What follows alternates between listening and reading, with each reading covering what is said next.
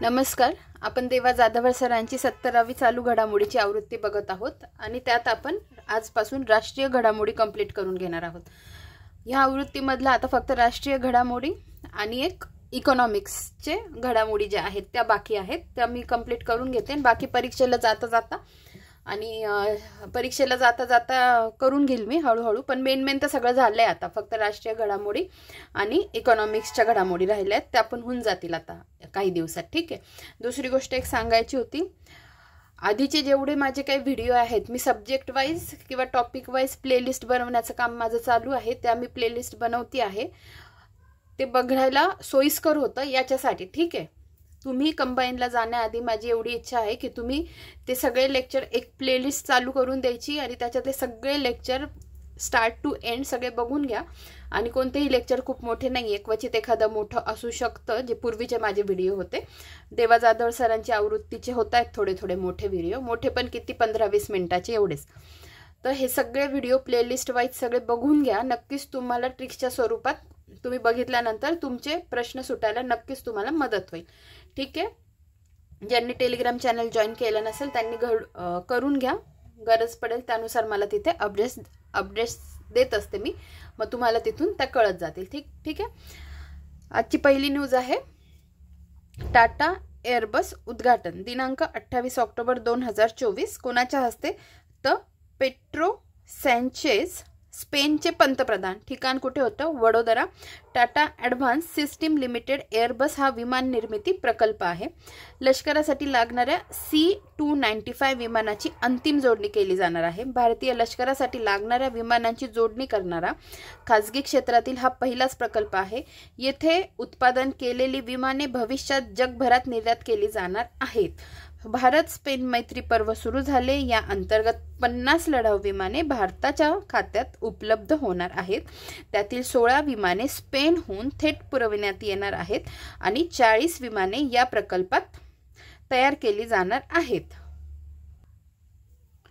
भारताने 56 विमानांसाठी 21,935 कोटी रुपयांचा किंवा कोटींचा करार केलेला आहे. वेदांत, फॉक्सकॉन व टाटा एअरबस हे 2 प्रकल्प पूर्वी महाराष्ट्रातील नागपूर या ठिकाणी प्रस्तावित होते. ठीक आहे. टाटा एअरबस याविषयी आपण बघतोय. उद्घाटनाचा दिनांक काय? 28 ऑक्टोबर 2024. कोणाच्या हस्ते? तर स्पेनचे पंतप्रधान पेट्रो सँचेज जे होते त्यांच्या हस्ते. कुठे करण्यात आलं उद्घाटन? गुजरात येथे, Vadodara. Tata advance system limited Airbus हा काय? विमान निर्मिती प्रकल्प आहे. लष्करासाठी लागणाऱ्या C-295 विमानाची अंतिम जोडणी केली जाणार आहे. विमानं एकूण किती आहेत? 56 आहेत. त्यात 16 विमानं स्पेनहून थेट पुरवण्यात येणार आहे आणि 40 विमाने या प्रकल्पात तयार केली जाणार आहे. ठीक आहे. आता पुढचं न्यूज बघूया. ते आहे लेखकांचे गाव थानो. आता नीट बघा.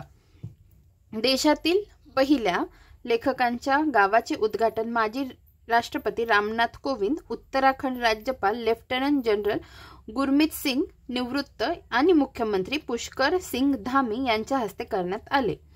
दिनांक 27 ऑक्टोबर 2024. गावाचे नाव थानो, डेहराडून, उत्तराखंड. जनक रमेश पोखरियाल निशंक, माजी मुख्यमंत्री उत्तराखंड. या गावात यावेळी स्पर्श हिमालय महोत्सव हा कार्यक्रम आयोजित करण्यात आला होता. या गावात लेखकांना त्यांच्या कलाकृतींच्या निर्मितीसाठी आवश्यक असलेले शांत व सर्जनशील वातावरण मिळणार आहे. स्पर्श हिमालय महोत्सव 2024 दरम्यान निशंक लिखित राम इन द हिमालय या लेखकाच्या गावातील पहिल्या कामाचे प्रकाशनही करण्यात आले. ठीक आहे. नीट लक्ष द्या. देशातील पहिल्या लेखकांच्या गावाचं उद्घाटन कोणाच्या हस्ते करण्यात आलं? तर माजी राष्ट्रपती रामनाथ कोविंद, नंतर निवृत्त उत्तराखंडचे राज्यपाल लेफ्टनंट जनरल गुरमीत सिंग आणि मुख्यमंत्री पुष्कर सिंह धामी. बरं, ह्या योजनेचे किंवा ह्या गोष्टीचे जनक कोण होते? तर रमेश पोखरियाल निशंक, जे माजी मुख्यमंत्री होते उत्तराखंडचे. ठीक आहे. त्याच्यानंतर त्यांनी लिहिलेलं किंवा स्पर्श हिमालय महोत्सवात 2024 दरम्यान निशंक लिखित पुस्तकाचं नाव लक्षात ठेवा, राम इन द हिमालय. ठीक आहे. त्यानंतर ते गाव नेमकं कुठे आहे, थानो हे गाव तर डेहराडून उत्तराखंड येथे आहे. या सगळ्या याच्यातल्या महत्त्वाच्या गोष्टी आपण रिवाइज केल्या आहे. या गावात यावेळी स्पर्श हिमालय महोत्सव हा कार्यक्रम आयोजित करण्यात आला होता, हे पण लक्षात ठेवा. पुढे बघूया. आता हे पण महत्त्वाचं आहे, तर आपण आधी वाचून घेऊ, त्यानंतर मग मी तुम्हाला इमेज पण दाखवते आणि आपण चर्चा पण करू इन डिटेल. ठीक आहे. तर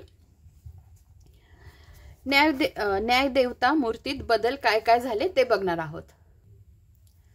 तर दोन्ही कंपॅरिझन दिलेले आहे ते आपण बघणार आहोत, जुनी मूर्ती आणि नवी मूर्ती. त्याच्यानंतर मी तुम्हाला इमेज दाखवते आणि पुन्हा आपण बघू. जुनी मूर्ती, त्या जुन्या मूर्तीच्या याच्यात काय होतं, डोळ्यावर काळ्या रंगाची पट्टी, त्याचा अर्थ काय होता, निपक्षपणे न्याय करण्यामागचा उद्देश. आणि आता डोळ्यावरची पट्टी काढली आहे, त्याचा अर्थ काय होतो, कायदा आंधळा नाही हे दर्शवण्याचा प्रयत्न. नंतर दुसरा पॉइंट आहे, एका हातात तराजू तर दुसऱ्या हातात तलवार होती. आता काय आहे, ज्या हातात तराजू होता त्या हातात तराजूच आहे, तर दुसऱ्या हातात तलवारीऐवजी संविधान आहे.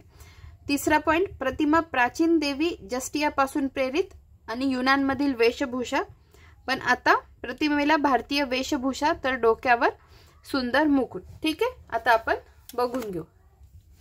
हे बघा, डोळ्याला पट्टी होती, आता पट्टी नाहीये, आता मुकुट पण घातलाय. आधीची वेशभूषा बघा, आत्ताची वेशभूषा बघा. पूर्वी ज्या हातात तराजू होतं त्याच हातात तराजूच आहे, पण ज्या हातात तलवार होती त्याच्याऐवजी आपलं संविधान दिलेलं आहे. ठीक आहे.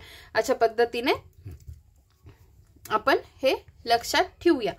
आता पुढचा पॉइंट किंवा पुढची न्यूज, आसाम नागरिकत्व कलम 6 वैधच.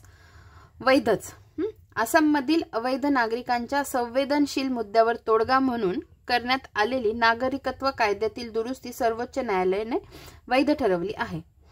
पुन्हा वाचते, आसाममधील अवैध नागरिकांच्या संवेदनशील मुद्द्यावर तोडगा म्हणून करण्यात आलेली नागरिकत्व कायद्यातील दुरुस्ती सर्वोच्च न्यायालयाने वैध ठरवली आहे. यानुसार या कायद्यात जोडण्यात आलेले कलम 6 वैध ठरले असून या माध्यमातून 1 जानेवारी 1966 ते 25 मार्च 1971 या काळात आसाममध्ये आलेल्या प्रवासी नागरिकांना भारतीय नागरिकत्व प्रदान करण्यात येणार आहे. तारीख नीट लक्षात ठेवा, 1 जानेवारी 1966 ते 25 मार्च 1971. ठीक आहे.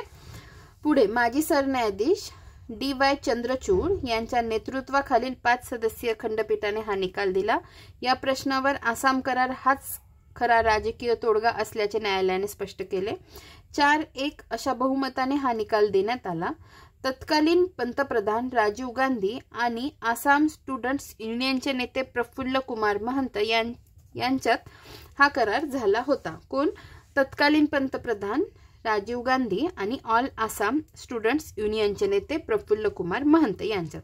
या करारानुसार नागरिकत्व कायद्यात दुरुस्ती करण्यात आली होती. ठीक आहे. ती तारीख लक्षात ठेवा, 1 जानेवारी 1966 ते 25 मार्च 1971. पुढे आता पुढचा पॉइंट अतिशय महत्त्वाचा आहे, जम्मू काश्मीर विधानसभेचा. का महत्त्वाचा आहे? कारण कलम 370 हटवल्यानंतर पहिल्यांदाच निवडणूक झाली आहे, त्यामुळे हा पॉइंट अतिशय महत्त्वाचा आहे.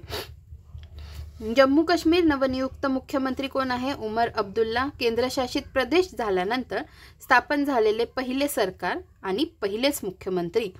ठीक आहे. केंद्रशासित प्रदेश झाल्यानंतर स्थापन झालेले पहिले सरकार आणि पहिलेच मुख्यमंत्री. जम्मू काश्मीर विधानसभा एकूण जागा किती आहे? 90 आहे. जम्मूच्या किती? 43, काश्मीरच्या 47. खुला प्रवर्ग 74, अनुसूचित जाती 7 आणि अनुसूचित जमाती 9. इथे मी लिहिलेलं आहे जम्मूच्या 43 आहे, काश्मीरच्या 47 आहे. कसं लक्षात ठेवा? 43 आणि 47 हे आकडे आपल्याला लक्षातच ठेवायचे आहे. पण जम्मू आणि काश्मीर, जम्मू छोटा शब्द आहे, काश्मीर थोडा त्याच्यापेक्षा मोठा आहे, म्हणून 43 संख्या जम्मूला द्यायची, 47 संख्या काश्मीरला जाईल. हा, ही झाली ट्रिक. त्याच्यानंतर मग पुढचं डिवायडेशन कसं आहे? ओपन, SC आणि ST, अनुसूचित जाती आणि अनुसूचित जमाती. तर ओपन साठी 74 आहे, नंतर SC साठी 7 आहे आणि ST साठी 9 आहेत. आपण अनुसूचित जाती आणि जमाती बोलण्याचा ओघ असा असतो ना, अनुसूचित जाती जमाती असं नाही म्हणत ना मोस्ट ऑफ टाइम, अनुसूचित जमाती जाती असं नाही आपलं बोलण्यात. अनुसूचित जाती जमाती अशा पद्धतीने बघतो ना. मग जी आधी संख्या येईल ती अनुसूचित जातीसाठी, त्याच्यानंतरची जी संख्या येईल ती अनुसूचित जमातीसाठी. म्हणजे कसं 7 आणि 9 संख्या लक्षात ठेवायच्या आहे ना. मग SC साठी 7 आणि ST साठी 9 आणि ओपन साठी 74 अशा पद्धतीने लक्षात ठेवा. ठीक आहे. सगळ्या संख्या लक्षात ठेवण्यासाठी मी ट्रिक्स देण्याचा प्रयत्न केलेला आहे. पुढे 10 वर्षानंतर जम्मू काश्मीर निवडणुकीत नॅशनल कॉन्फरन्स व काँग्रेसला बहुमत मिळाले आहे. 10 वर्षानंतर झालेल्या जम्मू काश्मीर निवडणुकीत नॅशनल कॉन्फरन्स व काँग्रेसला बहुमत मिळाले. पक्षाचे नाव आणि 2024च्या जागा प्राप्त. National conference 42, BJP 29, Indian national Congress किंवा काँग्रेस 6, PDP ला 3, आपला 1, जम्मू काश्मीर पीपल्स कॉन्फरन्सला 1, CPI इन ब्रॅकेट M ला 1, इंडिपेंडेंटला 1. ठीक आहे. त्याच्यानंतर 3 टप्प्यात निवडणूक झाली. पहिला टप्पा होता 18 सप्टेंबर 2024चा, नंतर 25 सप्टेंबर 2024चा, डायरेक्ट मग 1 ऑक्टोबर 2024चा. मतमोजणी 8 ऑक्टोबर 2024ला झाली आणि कलम 370 हटविल्यानंतर पहिल्यांदाच निवडणूक होत आहे. आता पुढे बघूया. पुढे आहे हरियाणा विधानसभा निवडणूक 2024. एकूण विधानसभा त्या जागा किती आहेत? 90 आहे. मतदान 5 ऑक्टोबर 2024ला झालं. एकाच टप्प्यात निवडणूक झाली आणि मतमोजणी 8 ऑक्टोबर 2024. हे बघा, दोन्ही राज्यांची मतमोजणी 8 ऑक्टोबरला झालेली आहे. हे लक्षात ठेवा. आधी जम्मू काश्मीरची निवडणूक झाली आहे, त्याच्यानंतर हरियाणाची झाली आहे, असंही लक्षात ठेवा. हे पण लक्षात ठेवा की जम्मू काश्मीरची 3 टप्प्यात झाली, हरियाणाची एकाच टप्प्यात झाली. व मिक्सिंग करून प्रश्न विचारला तर आपल्याला ह्या छोट्या छोट्या गोष्टी माहिती पाहिजे. आता असंही लक्षात ठेवा, जम्मू काश्मीर वरती आहे ना आपल्या नकाशात, म्हणून त्याची आधी झाली आणि त्याच्यानंतर मग हरियाणाची झाली. ठीक आहे. मतमोजणी दोघांची एकाच दिवशी झाली आणि दोघांच्या विधानसभेच्या जागा 90-90 अशाच आहे. पुढे निकाल पुढील प्रमाणे. भाजपने हरियाणात बाजी मारत सलग 3ऱ्यांदा सत्ता काबीज केली. भाजपा म्हणजे BJP 48, Congress 37, Indian National Lokdal 2 आणि इंडिपेंडंटच्या 3 आहेत. ठीक आहे. तर अशा पद्धतीने आजचा व्हिडिओ इथेच संपतो. लवकरच भेटूया पुढच्या व्हिडिओमध्ये. धन्यवाद.